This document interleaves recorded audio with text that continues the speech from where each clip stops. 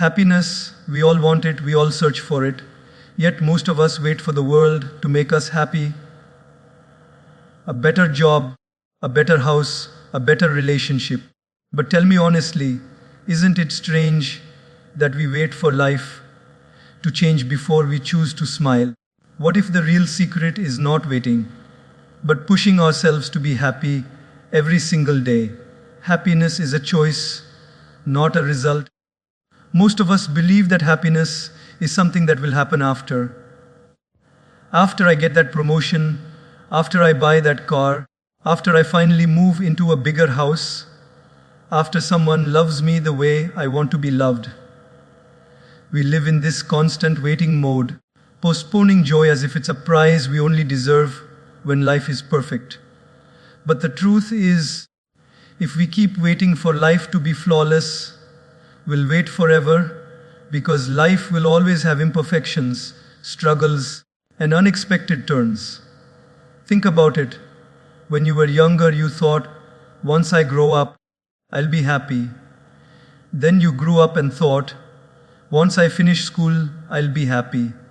After school, it became, once I get a job, I'll be happy.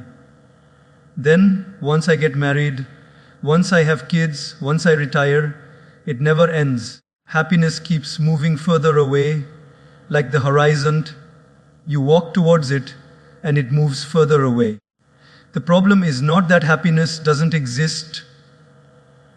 The problem is that we've placed it on the wrong side of conditions.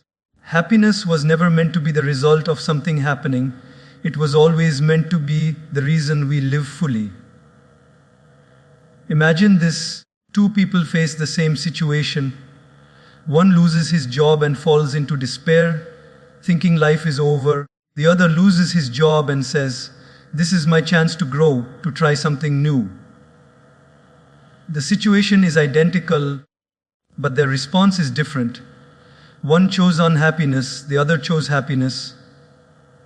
Every morning when you wake up, life hands you a choice. It whispers, do you want to focus on problems or possibilities? Do you want to live in complaints or in gratitude? Do you want to wait for joy or do you want to create it? And the honest answer is, most of us let circumstances decide for us. If things go well, we're happy. If things go badly, we're miserable. But my friends, that's giving away the steering wheel of your life. Why should your peace depend on traffic, weather, economy, or someone's mood? Why should your smile belong to circumstances when it can belong to you? True power begins the day you realize, I can choose. Even if my boss is rude, I can choose patience. Even if my health is weak, I can choose gratitude for what still works. Even if someone betrays me, I can choose to forgive and free my heart. Happiness is not about denying pain. It's about deciding that pain will not control your life. It's not about faking a smile. It's about choosing to see that beyond the storm, there is always sunlight. So don't wait for happiness to come knocking at your door someday. Push yourself to be happy now, with what you have, where you are and who you are. Because the day you stop waiting and start choosing, that day you stop being a prisoner of circumstances and start becoming the master of your own joy. Gratitude is the shortcut. We live in a world where our minds are trained to notice what's missing rather than what's present. You may have 10 things working well in life, but the mind will obsess over the one thing that's not perfect. You may have food on your table, a roof over your head, and people who care for you. But if one person doesn't treat you the way you expected, suddenly all the blessings fade into the background. This is how the human mind tricks us into unhappiness. But gratitude, my friends, is the reset button. The moment you pause and count your blessings, life shifts. Think of a person who wakes up in the morning and the first thought is, why is my life so difficult? Instantly, the day feels heavy. Compare this with someone who wakes up and says, "Thank you, I'm alive. Thank you, I can breathe, I can walk, I can see." Both woke up in the same world, but one started the day with complaint, the other with gratitude. Which life do you think feels lighter? Gratitude does not mean ignoring problems. It means remembering that even in the middle of problems, you still have gifts. Imagine someone standing in the rain. They can say, "Why is it raining? My clothes are wet, I'm miserable." Or they can say, "Thank God for the rain, it gives us food, it keeps the earth alive." The rain didn't change. The person changed. Gratitude is not about changing the situation, it's about changing the lens through which you see the situation. The heart that complains will never find peace, because no matter what comes, it will always say, "It's not enough." But the heart that is grateful is rich instantly. You don't have to own the whole world to be happy. Sometimes one small moment of gratitude is enough. Think about the last time you lost something simple like your phone. For those few minutes, you felt panic, stress, anxiety. And then when you found it, you felt such deep relief. But the truth is, you already had that phone all along. You just forgot to appreciate it until you lost it. Isn't that strange? We only realize the value of something when it's gone. Gratitude teaches us to realize the value while we still have it. The happiest people are not those who have the best of everything. The happiest people are those who make the best of everything. They don't count possessions, they count blessings. They don't focus on what's broken, they focus on what still works. Gratitude is not just a thought, it is an attitude that transforms ordinary moments into extraordinary ones. A simple meal becomes a feast when eaten with gratitude. A small house becomes a palace when filled with gratitude. Even a difficult life becomes bearable when gratitude sits in the heart. So if you truly want happiness, don't chase it in achievements. Don't chase it in material things. Start with gratitude. Before you sleep, close your eyes and count 3 things you are thankful for today. It might be small, like a smile from a stranger, or big like the love of your family. Do this daily, and you'll see a miracle. Your heart will slowly train itself to focus on abundance, not lack.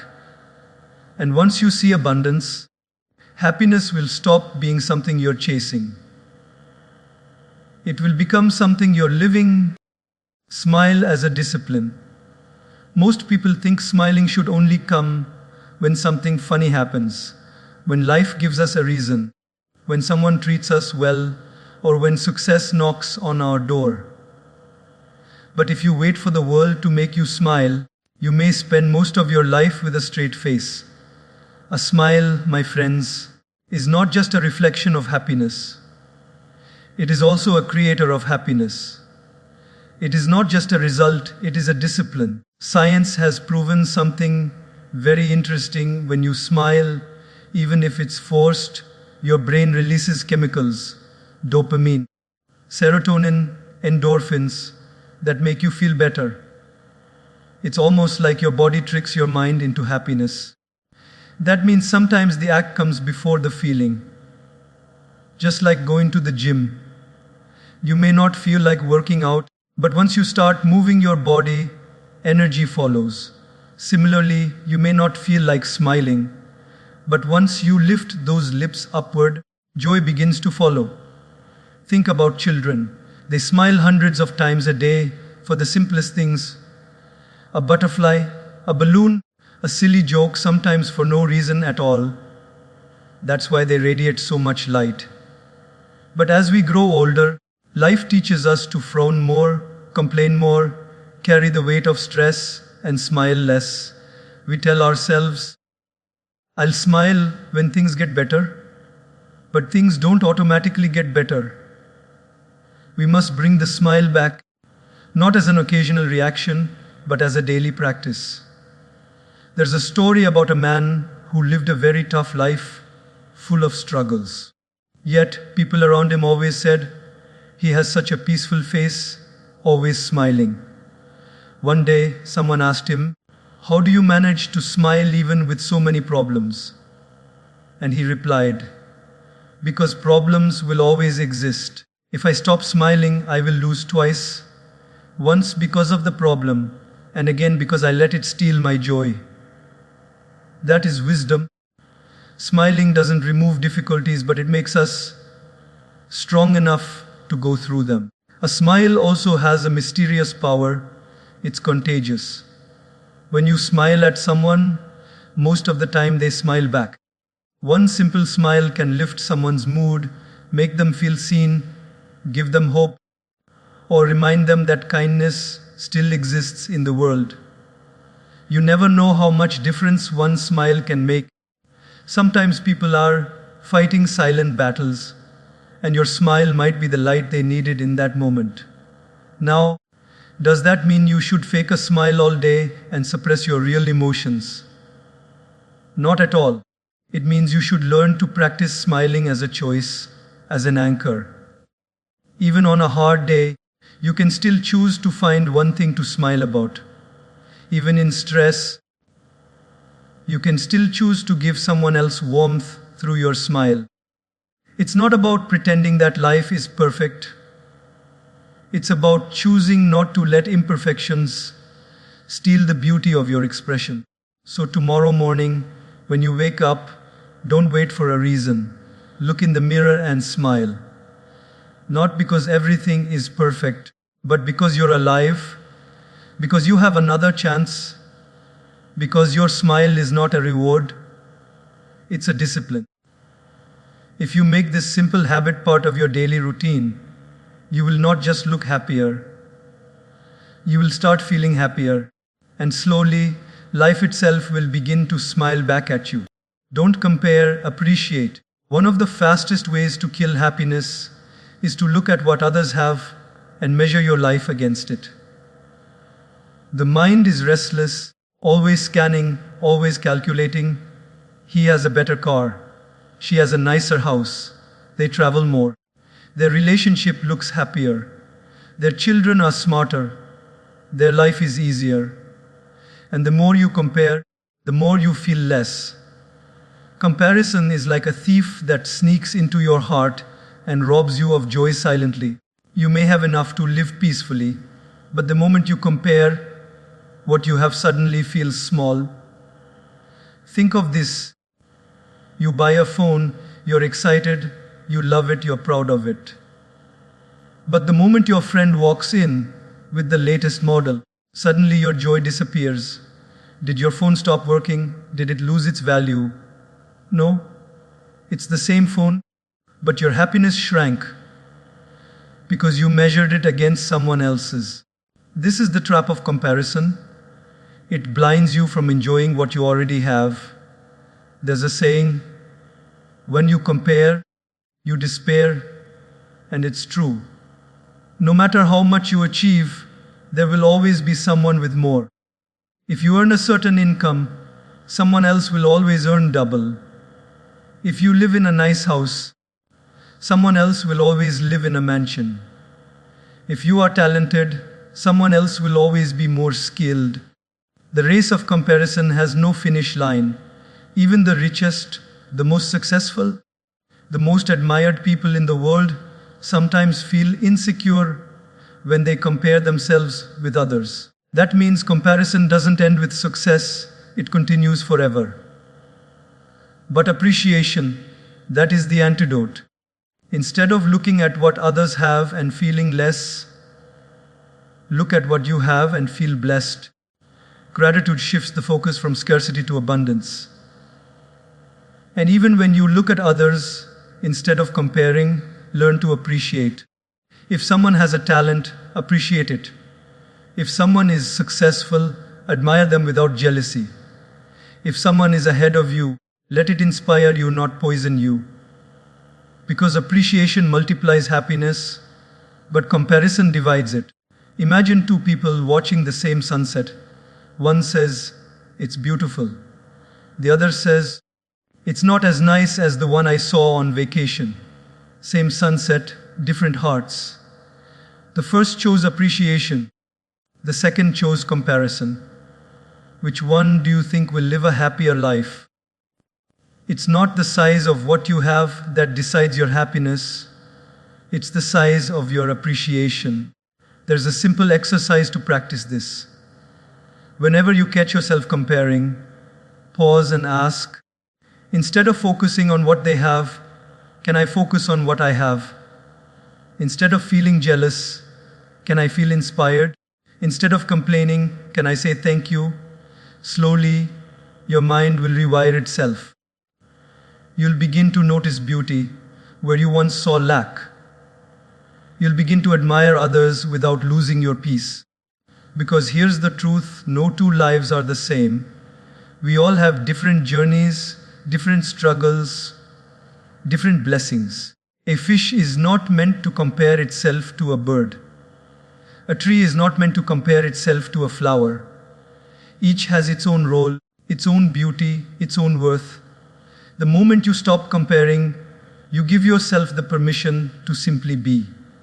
And when you simply be, happiness naturally flows. So stop scrolling through life with a measuring tape in your hand. Put it down, look around, look within. Appreciate the little victories, the small blessings, the ordinary moments. Because when you stop comparing and start appreciating, life stops being a competition and starts becoming a celebration. Serve others. One of the deepest truths about happiness is this: the more you live only for yourself, the emptier life feels. You can buy things, you can collect achievements, you can chase pleasures, but after a while, the excitement fades. Have you noticed? The new phone becomes old, the promotion becomes normal, the praise becomes expected. But there is something about serving others, helping, giving, sharing, that fills the heart in a way nothing else can. Because when you make someone else's life lighter, your own heart becomes lighter. Think about the last time you helped someone, even in a small way. Maybe you gave directions to a stranger. Maybe you shared your food. Maybe you listened to a friend who was going through pain. In that moment, didn't you feel a quiet joy inside you? That joy is unique. It's not the rush of achievement or the thrill of buying something new. It's a deep satisfaction, a warmth, a sense that you've done something meaningful. That is the happiness that service brings. There's a beautiful paradox here. When you give away happiness, you don't lose it, you multiply it. A candle loses nothing by lighting another candle. In fact, the room becomes brighter for everyone. In the same way, when you serve, when you give, when you help, you don't become poorer, you become richer. The joy you create for others echoes back into your own heart. But service doesn't always mean doing something grand. Sometimes we imagine that serving others means building schools, hospitals, or donating millions. Those things are wonderful, but service also hides in small, everyday gestures. Smiling at a tired cashier, holding the door open for someone, checking in on a lonely neighbor, encouraging a child, listening without interrupting. These are acts of service too. And they matter. Because for the person receiving it, that small act could mean the world. Some people say, "But I have so many problems myself. How can I serve others?"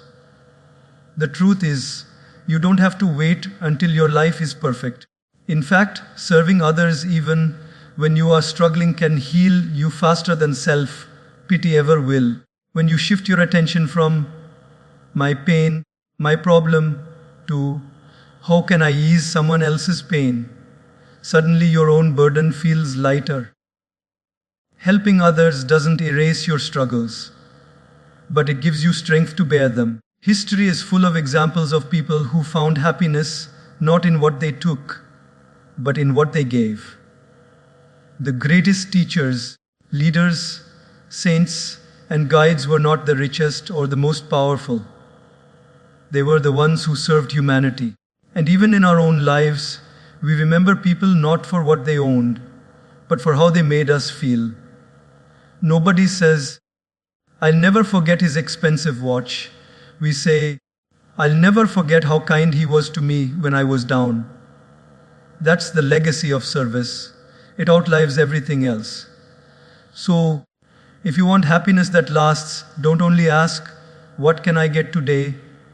Ask, "What can I give today?" Don't only wake up with the thought, "How can the world make me happy?" Wake up with the thought, "Whose life can I touch today?" Because when you live for yourself, happiness is small and temporary. But when you live for others, happiness becomes abundant and enduring. Serve not because others deserve it. Serve because serving makes you deserve happiness. Control the controllables. One of the biggest sources of unhappiness is the habit of trying to control everything.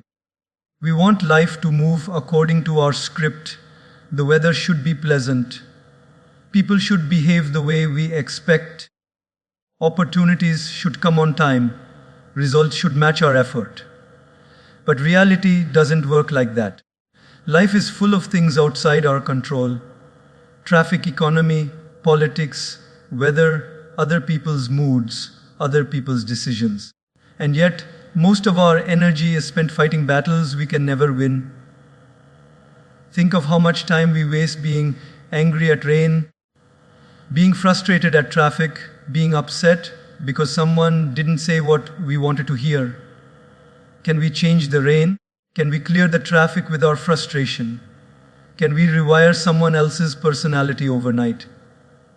No. Yet we allow these things to ruin our peace. That's like trying to stop waves in the ocean with your hands. You will exhaust yourself and still end up wet. The secret is learning to separate life into two zones, what you can control and what you cannot. Once you see the difference, happiness becomes much easier. For example, you can't control if someone speaks rudely to you. But you can control whether you respond with anger or with calm. You can't control whether the market goes up or down. But you can control how wisely you spend and save. You can't control if tomorrow brings challenges. But you can control how prepared, how resilient, how positive you are when challenges come. A wise person once said, "You cannot stop the wind, but you can adjust your sails." That is the art of life. Instead of wasting time trying to stop the wind, learn to adjust, to adapt, to bend without breaking. Happiness doesn't come from controlling the uncontrollable. It comes from mastering your own choices. In the middle of chaos, think of a person stuck in a traffic jam. One driver is banging the steering wheel, cursing, honking, raising blood pressure. The other driver turns on some music, makes a phone call to a friend, or simply breathes and relaxes. Both are in the same situation, but one chose misery, the other chose peace. The difference is not the traffic, it's the mindset. That is what controlling the controllables means. And here's the truth, the only true control we ever have is over ourselves, our thoughts, our emotions, our actions. But even this requires training. The mind is like a wild horse, it runs in all directions. If you don't hold the reins, it drags you into anger, fear, jealousy, stress. But if you train it, if you remind yourself, "I cannot control everything, but I can control myself," then you take back power from the world and place it in your own hands. The happiest people are not those who have a life without problems. They are those who have mastered the art of responding wisely to problems. They know storms will come, people will disappoint, plans will fail, but instead of collapsing, they choose their attitude, they choose their response, they choose their inner state. That choice is power. That choice is freedom. That choice is happiness. So the next time life throws something unexpected at you, pause and ask, is this within my control? If yes, do your best. If no, let it go. This simple practice can save you from countless hours of frustration. Remember, you are not responsible for controlling the whole world. You are responsible for controlling yourself in the world. And when you master that, happiness will no longer depend on everything going right. It will depend on you making the right choice, no matter what happens. Mind your inner dialogue. Every day, from the moment you wake up till the moment you go to sleep, there's a voice constantly speaking inside your head. That voice is powerful. It shapes how you see yourself, how you interpret the world, and how you feel about life. Yet most of us don't even notice it. We pay attention to what others say to us, but we forget to pay attention to what we say to ourselves. And sometimes, what we tell ourselves is far more damaging than what the world says. Think about it. How many times have you caught yourself thinking, I'm not good enough. I always fail, nobody cares about me. My life is a mess. These sentences may not seem big, but repeated over and over, they become the background music of your life. If the inner dialogue is negative, life feels heavy, hopeless, stressful. But if the inner dialogue is encouraging, I can handle this, I am learning, I am growing, I am worthy, then life feels lighter, more hopeful, more joyful. The words may look small, but the effect is enormous. The mind is like soil. Whatever seeds you plant, positive or negative, will grow. If you constantly plant seeds of fear, self-doubt, criticism, those will grow into weeds that choke your happiness. But if you plant seeds of encouragement, gratitude, compassion, those will grow into flowers of joy and confidence. You can't control every thought that pops up, but you can control which ones you water with your attention. There's a story of a young boy who once asked his grandfather, Grandpa, I feel like there are two wolves inside me. One is angry, jealous, negative, and the other is kind, positive, peaceful. Which wolf will win? The grandfather replied, the one you feed. That is exactly how our inner dialogue works. If you feed your mind with constant self-criticism, the negative wolf becomes stronger. But if you feed it with self-love and positive reminders, the positive wolf takes the lead. It doesn't mean you lie to yourself or pretend life is perfect. It means you speak to yourself the way you would speak to a dear friend. If your friend made a mistake, would you call them worthless?